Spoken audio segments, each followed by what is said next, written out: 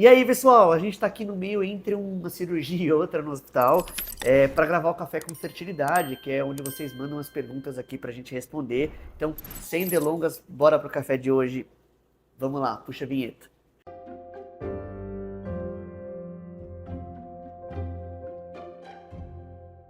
Vamos lá, vou lá ler a primeira pergunta de hoje. Olá, doutor, me tira uma dúvida, estou em agonia. Minha menstruação foi dia 11/8. Pessoal, essa é uma coisa interessante assim, que eu vejo.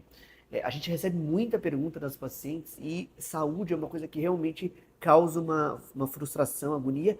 E um dos principais temas, pessoal, é a menstruação. São os atrasos menstruais, as disfunções menstruais e até risco de gravidez. Quando a pessoa quer muito engravidar, é muito interessante, mas quando a paciente não quer engravidar, a paciente fica super preocupada nos atrasos menstruais. Mas eu tive relação dia 23/8 por volta de 1 hora da manhã, desprotegida. Então, esse tipo de pergunta, pessoal, é muito interessante. A gente recebe muito porque as pessoas fazem muitos cálculos para saber se tem risco dela ter engravidar ou se ela tem risco de não engravidar.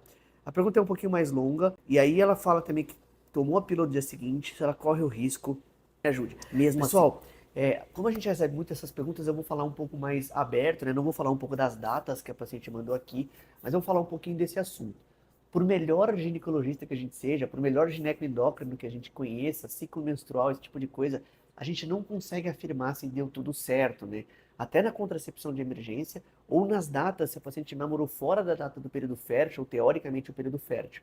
Por que que a gente fala isso? Porque existem vários gráficos que mostram as taxas de gravidez mesmo fora do período fértil, as pacientes ovularam em outro momento, ou ela achou que fosse o período fértil e não era. Então, pessoal, não dá realmente. O que que tem que fazer? Tem que fazer tudo que você tem à sua mão ali para evitar a gravidez, quando você quer evitar a gravidez. Que é tomar a pílula do dia seguinte, não namorar desprotegida, né? Nesse caso aqui já foi desprotegida, mas basicamente não tem problema, acho que continua ali. E, pessoal, esperar o primeiro dia do atraso menstrual e fazer exame de gravidez. É o que a gente realmente consegue orientar.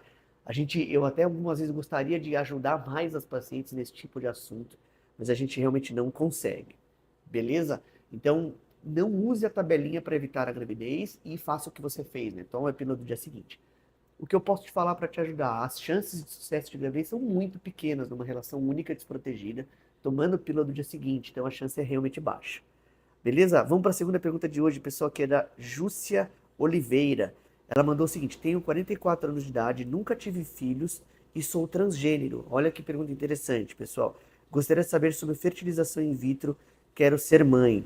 Olha, pessoal, esse é um público que a gente tem visto cada vez mais, né? A medicina reprodutiva, a reprodução humana, tem acompanhado essas transições hormonais, as cirurgias feitas em transgênero, né? Tanto em transgênero homem como em transgênero mulher. E sim, pessoal, a reprodução humana pode ajudar muito esse público, né? O público que acabou ali não se identificando com o gênero de nascimento, ou o gênero genético que a gente fala, e passando por um outro tipo de gênero. E a gente pode ajudar nesses dois lados.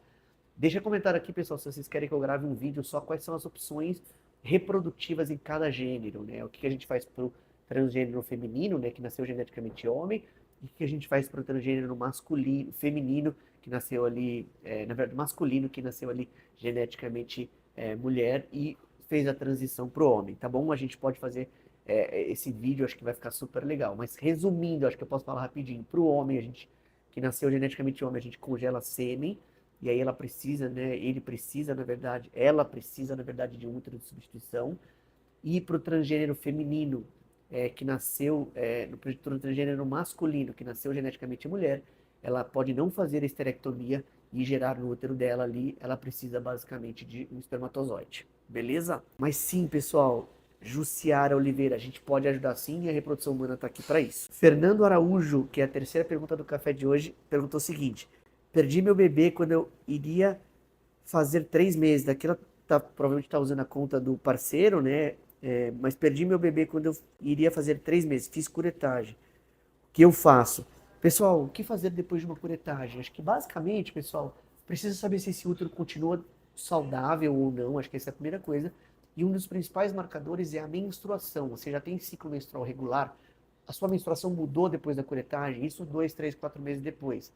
Se você diminuiu o sangramento menstrual, esse pode ser um marcador que você fez alguma sinéquia durante o procedimento, você precisa olhar. Então, olha se o seu útero está saudável. Existe um exame chamado de histeroscopia, A histeroscopia pode ajudar bastante nisso, olhar o útero por dentro ali, para saber se ficou alguma coisa alterada.